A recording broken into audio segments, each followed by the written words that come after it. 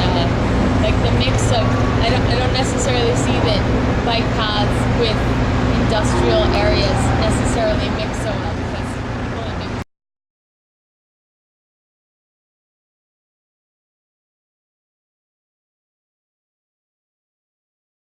Red Hook has a rich industrial past. Some of the industry is still active, and some is not.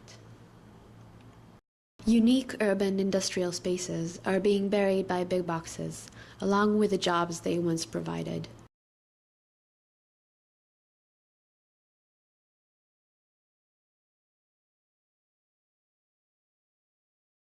We propose a network of bicycle paths that also performs as an urban water filtration system, using constructed wetlands that would be manufactured in Red Hook and installed along the paths. Floating wetlands will be grown in the bay water and tugged away to help remediate the polluted waters in the area. The bicycle path network is composed of 4 different layers, allowing for a diversity of uses.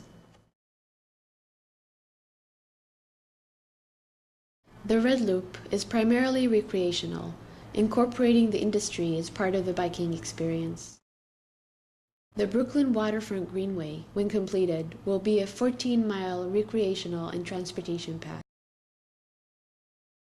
The Blue Neighborhood Connector links the different networks, creates access to surrounding neighborhoods, and reaches several subway stations. Additional paths may be initiated upon request along secondary streets and will not include physical separation between traffic and bikers.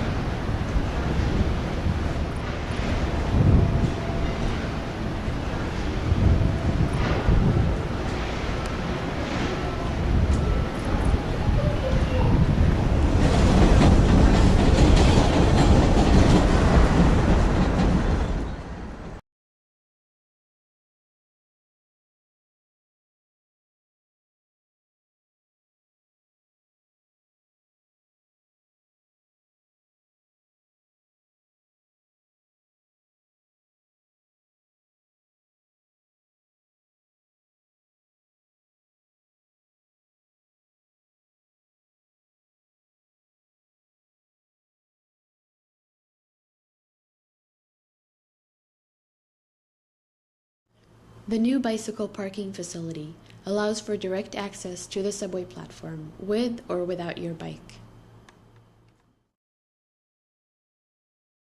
The loft is envisioned as part of a neighborhood center for community and recreation, consisting of enclosed spaces for organized activities, as well as open ramps, skateboarding rinks, and constructed wetlands. The loft itself, located at the corner of 2nd Avenue and 10th Street, offers 122 bicycle parking spots along a ramp and 53,000 square feet in storefront spaces dedicated to bike-oriented retail and services. A central public plaza is surrounded by the commercial spaces below the ramp. Bicycle parking is provided above, sheltered by the elevated train tracks and localized roof where needed.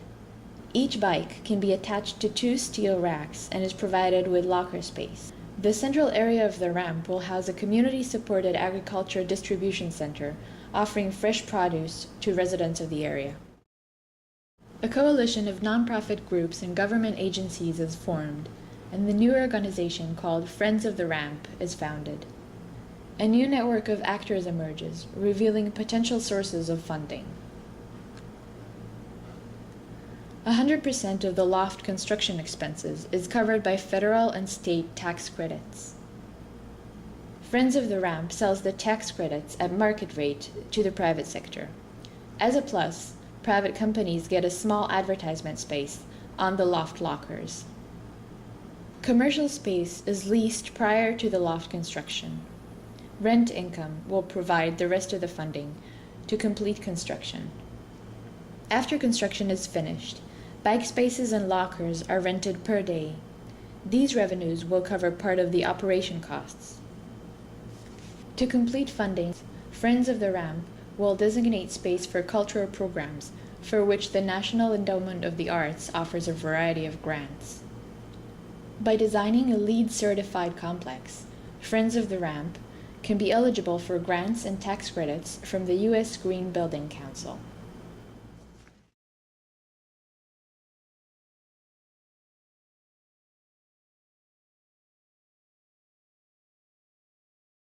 Tying together existing urban systems and charging them with new responsibilities, industry, recreation, ecology, and transportation can begin to perform supporting roles in designing the city's growing infrastructure.